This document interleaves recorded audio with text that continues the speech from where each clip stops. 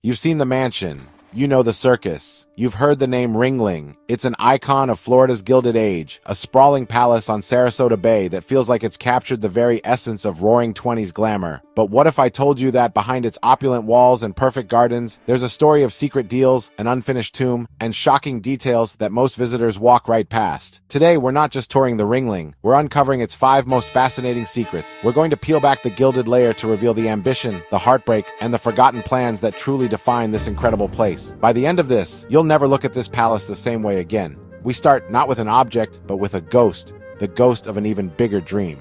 When you walk through the courtyard of the Museum of Art, you're standing in what John Ringling intended to be his cultural epicenter. Everyone knows he built the museum for his art, but the secret is what was supposed to surround it. Ringling didn't just want a museum, he envisioned a full-blown cultural university. To bring this vision to life, he hired John H. Phillips, a noted architect, to give the project an air of world-class importance. This U-shaped Italian-style palace wasn't just a building, it was a statement. In the booming 1920s, John Ringling was a tycoon with his hands in railroads, oil, and real estate. He didn't see Sarasota as just a winter home, but as a future cultural capital, with his estate as its crown jewel. He was following the lead of the Gilded Age titans before him, men who used their massive fortunes to build legacies that would outlive them. But the dream was fragile. The 1929 stock market crash and the Great Depression hit Ringling's fortune hard. The grand art school never happened. The ambitious plans were scaled way back. What we see today is magnificent, but it's also a monument to a much bigger dream that was cut short by financial disaster. The museum itself is a survivor, a beautiful remnant of a Gilded Age vision that collided with the harsh reality of history. In the center of that beautiful museum courtyard stands a massive bronze replica of Michelangelo's David, one of the most photographed spots on the entire estate. But here's what most people don't know. The original architectural plans included a crypt directly beneath it. This was meant to be an ornate, solemn chamber, the final resting place for John and Mabel Ringling. Imagine the grandeur, the circus king and his beloved wife, resting for eternity beneath a great symbol of the Renaissance at the very heart of the cultural legacy they built together. It was a plan that perfectly matched the scale of their lives. But like so many of their plans, the tomb was never finished. Mabel's sudden death in 1929, followed by John's financial ruin, put a stop to the project. So where are they? For decades, that was a complicated question. Today, you have to find a much more modest spot on the northwest side of the property, in what's known as the Secret Garden. It's a quiet, intimate space Mabel started with cuttings from friends' gardens. And here, behind a simple gate, lie the graves of John, Mabel, and John's sister, Ida. After years of legal battles, they were finally reinterred here in 1991, finding their final rest not in the grand crypt they had planned, but in this quiet, unassuming garden. Every corner of the Cadizan or House of John is dripping with Venetian-inspired opulence, but the real secrets are in the details. Mabel Ringling wasn't just an observer. She was the driving force behind the mansion's unique style. She traveled to Venice with the architect, filling briefcases with sketches, and was reportedly so hands-on, she climbed into the kiln to see how the terracotta tiles would be fired. But there was another, more dangerous secret hidden in the mansion for decades. The Quai d'Azan was built using materials that contained asbestos.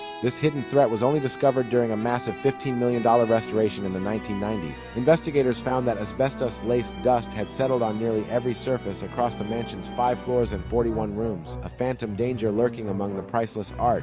On a lighter note, other secrets speak to the Ringling's Gilded Age status. The stunning crystal chandelier in the main court, the central living space, has a legendary pedigree. The story goes that John bought it from New York's original Waldorf Astoria hotel before it was torn down to make way for the Empire State Building. And if you look closely at the ironwork on the main staircase, you'll see a nod to the source of their fortune repeated over and over again, the unmistakable shape of a circus elephant. John Ringling became one of the most important art collectors of his generation, but the secret is how he did it. He was largely self-taught, and experts initially dismissed his collection. But John, ever the showman, learned from his mistakes. He developed a taste that mirrored his circus persona. He liked big, dramatic, impressive works from famous artists with a history of prestigious owners. His greatest prizes are the massive Triumph of the Eucharist canvases by Peter Paul Rubens, which were so important to him that he designed a specific gallery in the museum just to hold them. But not everything was acquired in a conventional way. Some of the most historic rooms in the museum are not just inspired by the Gilded Age, they are the Gilded Age. Several galleries are actually paneled interiors John purchased from the New York mansion of Caroline Astor, the Queen of New York Society, and had transplanted directly to Sarasota after her home was demolished. It was a brilliant move, buying not just art, but the very rooms that housed it, instantly giving his Florida museum a dose of East Coast history and prestige. So, how can you tell which pieces were part of his hand-picked collection? Here's a tip for your next visit. Look closely at the labels. If it says Bequest of John Ringling, you're looking at a piece personally chosen by the Circus King himself.